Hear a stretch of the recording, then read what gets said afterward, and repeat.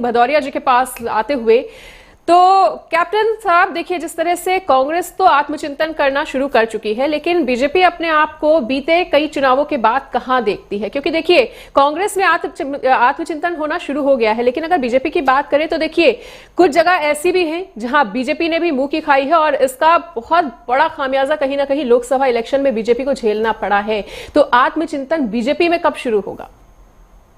देखिए मनीषा, भारतीय जनता पार्टी जो बात करती है उनको 100% पूरा करती है। हमने आज दिन तक जो भी वादे किए हैं तो हमारे दोबारा जब हम चुनाव में जाते हैं तो उनको हम खुद ही उनके सामने रखते हैं कि देखिए हमारा पिछला जो संकल्प पत्र था उसके हमने इतने वादे पूरे कर दिए हैं और आगे जो लेके आएंगे वो भी हम करेंगे।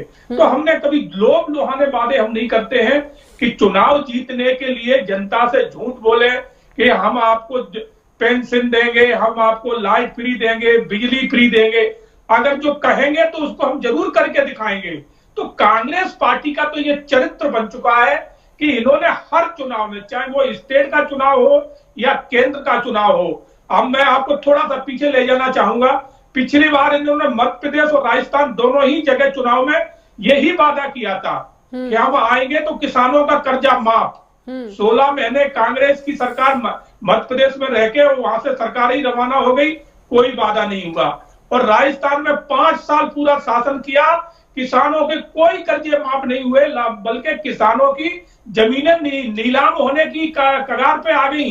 क्योंकि उन्होंने तो सोच के बैठ गए थे कि कांग्रेस ने कहा है कि कर्जा माफ, तो वो निश्चित हो गए कि बैंक अब हमसे कुछ लेने वाली नहीं है। जब बैंक की रिकवरी आई किसानों पे, तब किसान घबराने और इनकी सरकार चली गई।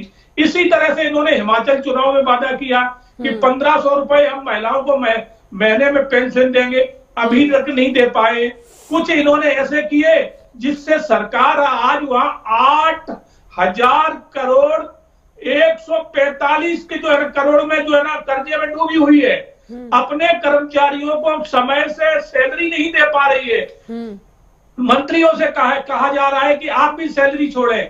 तो बताइए ये कौन से वादे हैं जो आप कर नहीं पाते? इसी तरह से इन्होंने कर्नाटक चुनाव में किया था, जबकि कर्नाटक में इनकी सरकार नहीं बनने थी, मगर इस तरह के झूठे वादे करके कहीं ना कहीं जनता को गुमराह करके वहां इन्होंने वोट हासिल कर लिया, सरकार बना ली।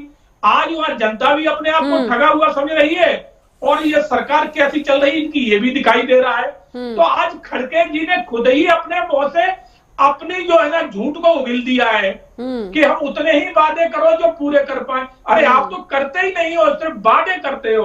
जिस तरह से लोकसभा चुनाव में भी हमारे पत्रकार महोदय भी उसके ऊपर प्रकाश डाल रहे थे, तो लोकसभा चुनाव में क्या किया था इन्होंने? किया कि हर महीने 8,000 रुपए खटाखट आपके अकाउंट में आ जाएंगे। और जैसे ही चुनाव खत्म हुए, जनता इन्हें ढूंढ रही थी और ये अपने कार्यालय में ताला डाल के और नदारत हो चुके थे।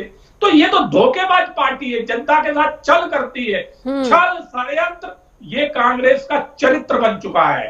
तो जनता इसलिए अब समझ चुकी है, अब आगे इन्हें कहीं मौका मिलने वाला नहीं है, क्योंकि षड्यंत्र बार बार नहीं चलता, 1-2 बार चलता है। मैं भारतीय जनता पार्टी की मैं फिर भी कहूंगा कि हमारे वादे आज दिन तक कहीं अधूरे नहीं रहे हैं। जनता के सामने हम अपना पूरा रोड मैप रखते हैं कि हमने जो वादे किए थे वो पूरे पर करके दिखाए, तभी तो हम हर जगह बार बार जो है ना चुनाव जीत रहे हैं। आप देखिए आज हिंदुस्तान में ज्यादा से ज्यादा भारतीय जनता पार्टी की सरकार है, तो हम जनता के लिए कुछ कर रहे हैं, देश के लिए कुछ कर रहे हैं। एक हमारा अच्छा विजन है।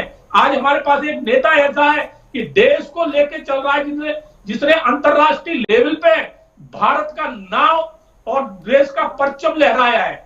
और एक तरफ इनके नेता है, जब विदेश में जाते हैं तो कहते हैं कि भारत में संविधान नहीं है, भारत में तो पेट्रोल छिड़का हुआ है, माचिस लगाने की जरूरत नहीं है। तो ये इस तरह के जो इनके पास नेता है, तो ये इसी तरह की सोच रखते हैं। इन्हें ना भारत से सरोकार है, ना भारत की जनता से सरोकार है, और ना ही सनातन से सरोकार है। हिंदुत्व तो इनके नजदीक जाता ही नहीं है कभी। मैं मनीषा जी बहुत एक अच्छी बात आपको बताना चाहूंगा, आप कहीं भी सर्च मार के देख लेना, राहुल गांधी ने आज दिन तक भारत माता की जय नहीं बोली है। कभी भी उन्होंने राष्ट्रगान नहीं गाया है। तो आप सोचिए, ज्यादातर लोग जानते नहीं इस बात को। तो मैं ये बताना चाहता हूं आपके चैनल के माध्यम कि राहुल गांधी कभी भारत माता की जय नहीं बोलते हैं, राष्ट्रगान नहीं गाते हैं। तो इस तरह की सोच रखने वाले हमारे भारत को किस तरह से चलाएंगे अगर इन्हें सत्ता मिल जाएगी? ये तो जैसे लूटते रहे फिर लूटेंगे। ठीक है कैप्टन साहब, लौटेंगे आपके पास।